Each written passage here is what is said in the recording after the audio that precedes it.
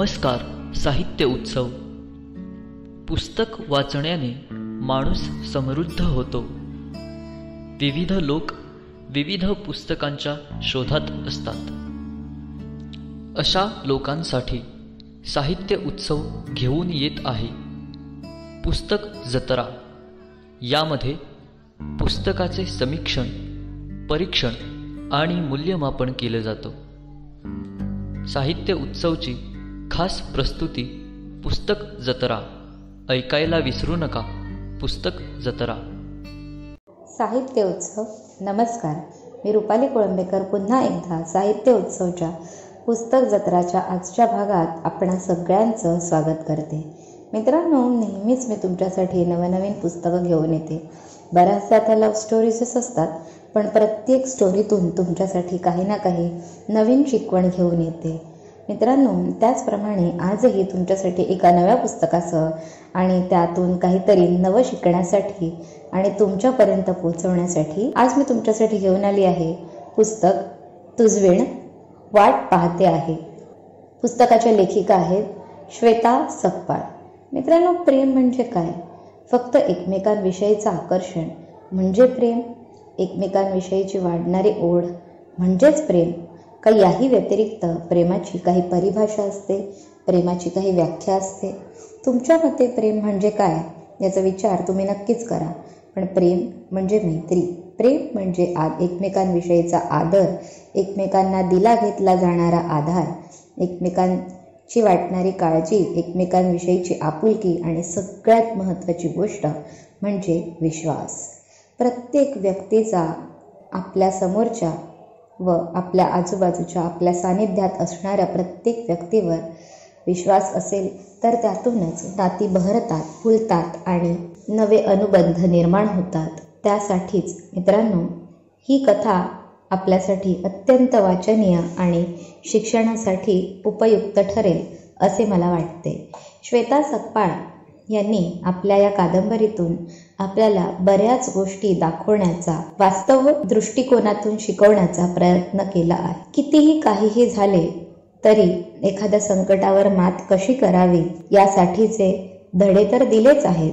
यातून आपल्याला रोमॅन्स आणि बहरत जाणाऱ्या प्रेमाची हळूवार कहाणी तर पाहायला मिळणारच आहे. पण ही कहाणी फुलताना बहरताना येणारे अडथळे, त्यातून वाट काढणाऱ्या नायक नायिका यांचे विविध गुण, त्यांच्यातील अष्टपैलू व्यक्तिमत्वही आपल्याला पाहायला मिळणार आहे. त्याचबरोबर विविध नात्यांची कसोटी लागलेलीही आपल्याला इथे पाहायला मिळते. प्रेमाव्यतिरिक्त आणखीन एक तितकंच घट्ट आणि दृढ नातं असतं, ते म्हणजे मैत्रीचं. मैत्री की प्रेम असा जर कोणी प्रश्न विचारला तर जगात प्रेम असं म्हणणारेही तितकीच माणसं आहेत. पण प्रेमापेक्षाही वरचढ ठरते, श्रेष्ठ ठरते मैत्री असे म्हणणारेही अनेक लोक आपल्याला जगात पाहायला मिळतात. पण खरंच मित्रांनो, कित्येकदा प्रेमापेक्षा मैत्री श्रेष्ठ ठरलेली आपल्याला पाहायला मिळालीच आहे. पण तरीही इथे एकीकडे एकमेकींवर असणारा अतूट विश्वास, एकमेकींच्या हातात हात घालून अगदी शेवटपर्यंत साथ देण्याची वचन दिलेल्या दोन मैत्रिणी, त्याचबरोबर त्यांच्या आयुष्यात आलेल्या वादळांना सामोरे जाताना त्या काय काय फेस करतात हे सगळं आपल्याला या कथेतून पाहायला मिळणार आहे. आता आपण जाऊया कथेकडे. कथेकडे जाताना सर्वप्रथम कथेचा पात्र परिचय आपण करून घेऊया. कथेचं नाव आहे तुझवीण वाट पाहते आहे आणि लेखिका आहेत श्वेता सकपाळ. या कथेतून आपल्याला अनेक पात्र भेटतात. या कथेला एक नाही तर दोन नायिका आहेत, कारण एकीशिवाय दुसरीचं अस्तित्व पूर्णच होऊ शकत नाही आणि दुसरीशिवाय पहिलीचं अस्तित्व पूर्ण होत नाही. तर या कथेतून आपल्याला दोन नायिका भेटतात, कोमल पारसेकर आणि आपली दुसरी नायिका सानवी. या व्यतिरिक्त आपल्या कथेतही नायिकांसारखेच नायकही दोन आहेत. त्यांचेही अस्तित्व एकमेकांशिवाय पूर्ण होत नाही. या नायक नायिकांभोवती त्याच्या मित्रमैत्रिणींचा गराडाही आपल्याला पाहायला मिळतो. अनेक नवी जुनी नाती नव्याने उलगडलेली आपण याच कथेतून पाहतो. या कथेतून आपल्याला असे पाहायला मिळते की नायिका सानवी हिचे चौकोनी कुटुंब आहे. तिच्या कुटुंबात आई, बाबा आणि तिचा लहान भाऊ असे चौकोनी कुटुंब आहे तिचे. तर आपली दुसरी नायिका कोमल पारसेकर हिचे मात्र पंचकोनी कुटुंब आपल्याला पाहायला मिळते. आई, बाबा, दादा, वहिनी, ती स्वतः आणि त्यांची छोटीशी काळू अशी त्यांची एकूण फॅमिली आहे. त्या व्यतिरिक्त आपल्या कथेचे नायक म्हणजेच अबीर आणि मानस त्यांची फॅमिली, त्यांच्या फॅमिलीतही त्यांच्या 2 बहिणी आणि त्यांचे आई वडील, त्याचबरोबर एक छान गोड आणि हुशार अशी आजी जी काळाबरोबर चालणारी आपल्याला पाहायला मिळते. आता कथेकडे जाऊया. कथेच्या सुरुवातीला आपल्याला असे पाहायला मिळते की इतर मुलींप्रमाणे सानवी आणि कोमलही घाईघाईने कॉलेजला जातात. तिथेच हळूहळू नव्याने एकमेकांच्या भेटीगाठी होतात. नवे मित्रमैत्रिणी एकमेकांना भेटतात आणि कॉलेजच्या पहिल्याच दिवशी त्यांचा एक चांगला ग्रुप बनतो. त्या ग्रुपमध्ये काही दिवसांनी 2 नवीन ॲडमिशन झालेली मुलं येतात. ही मुलं म्हणजेच आपले 2 नायक मानस चव्हाण आणि अबीर शेलार. आता तुम्ही म्हणा, जर 2 नायक आहेत आणि एकाच घरात आहेत, आई बाबा आहेत, तर मग अबीर शेलार का आणि मानस चव्हाण का? अबीर शेलार हा मानसचा आत्ते भाऊ आहे, मानसचा मामे भाऊ आहे, त्याच्यामुळेच तो अबीर शेलार आणि हा मानस चव्हाण. अजून आता कथेकडे जाऊया. कथेत आपल्याला असे पाहायला मिळते की सुरुवातीचे काही दिवस तर सानवी आणि मानस यांची आपल्याला भांडणं पाहायला मिळतात. तर एकीकडे कोमल आणि अबीर एकमेकांना पाहिल्यानंतर आपल्या भूतकाळात हरवतात. भूतकाळात घडलेल्या काही गोष्टींमुळे त्यांच्याशी एकमेकांना बोलणे फारच अवघड होत आहे. एकमेकांना पाहिल्यानंतर अस्वस्थ होणे ही पहिलीच रिॲक्शन त्या दोघांची येते. त्यातून सानवी आणि मानसची पुढे मैत्री होते का, आणि जर ती मैत्री होते तर त्यातून पुढे काय होते हे आपल्याला या कथेतूनच पाहायला मिळते. या व्यतिरिक्त कोमल आणि अबीरचा काय भूतकाळ आहे हे सुद्धा आपण या कथेतूनच पाहणार आहोत.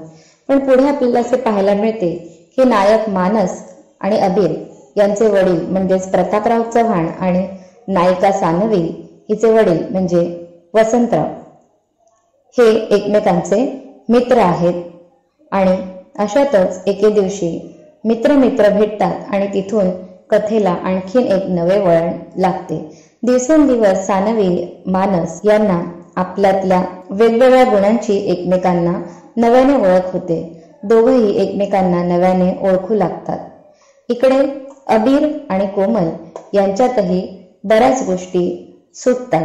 त्यांचे प्रश्न जे काही असतात आपल्या मित्रांच्या साथीने सोडवले जातात आणि पुढे त्यांचे नातेही बहरू लागते. अशातच काही दिवसांनी आपल्याला पाहायला मिळते की हळूहळू फुलत जाणाऱ्या मैत्रीतून सानवी मात्र मानसवर एकतर्फी प्रेम करू लागली आहे. पण मानस मात्र आपला भूतकाळ सोडून पुढे यायला तयार नाही.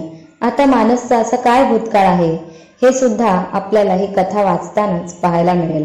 पण मित्रांनो, मानसचा हा जो काही भूतकाळ आहे तो मात्र या कथेला खूप मोठे वळण देऊन जातो आणि त्यातूनच त्यांच्या विश्वासाची, प्रेमाची परीक्षा होते.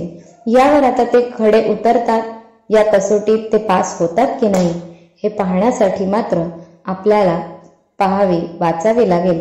कथा तुझी वेळ वाट पाहते आहे. ही कथा आहे सानवीच्या एकतर्फी प्रेमाची.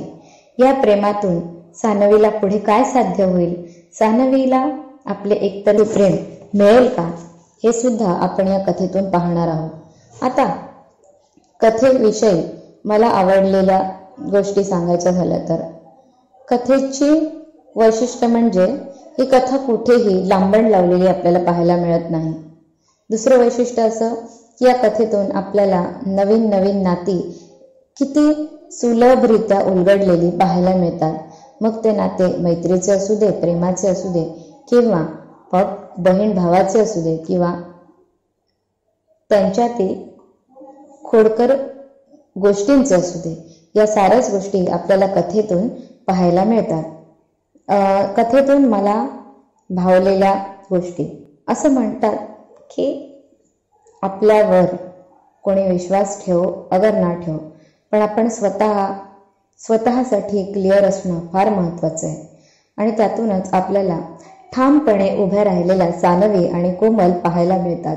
एकमेकींच्या मैत्रीवर विश्वास ठेवून एकमेकींच्या हातात हात देऊन येणारं प्रत्येक संकट त्या पार करताना आपल्याला पाहायला मिळतात. त्याचबरोबर आपल्याला या गोष्टीतून अनेक नवीन नवीन मुद्दे समोर येतात. त्यातून बऱ्याच गोष्टी आपण शिकतो. खरे पाहता कोणालाही लागेल असे बोलण्यापेक्षा त्या व्यक्तीवर विश्वास ठेवण्याचा एकदा तरी आपण प्रयत्न करायला हवा असे वाटते. कित्येकदा खरे जगासमोर आणण्यासाठी, सत्य जगासमोर आणण्यासाठी पुरावे असतीलच असे नाही, पण अशा वेळेला त्या व्यक्तीच्या अंतर्मनात आपण झाकले पाहिजे. आपल्याला त्या व्यक्तीच्या अंतर्मनाचा वेध घेता येणे तितकेच महत्त्वाचे आहे. तेव्हा या साऱ्यासाठीच वाचूया, ऐकूया माझ्यासह आपण सारेच तुझवेण वाट पाहते आहे. लेखिका श्वेता सकपाळ. धन्यवाद. दर्जेदार साहित्याचा आणि कलाकृतींचा आस्वाद घेण्यासाठी जॉईन करा साहित्य उत्सव व्हॉट्सॲप किंवा टेलिग्राम ग्रुप. जॉईन करण्यासाठी संपर्क करा 98 81 60 20 25 या क्रमांकावर. संपर्क क्रमांक पुन्हा एकदा 9881 60 2025. साहित्य उत्सव हे यूट्यूब चॅनल आजच सबस्क्राईब करा. साहित्य उत्सवच्या फेसबुक पेजला जरूर भेट द्या, कारण ज्ञान आणि मनोरंजन यांचं अतूट नातं म्हणजे साहित्य उत्सव.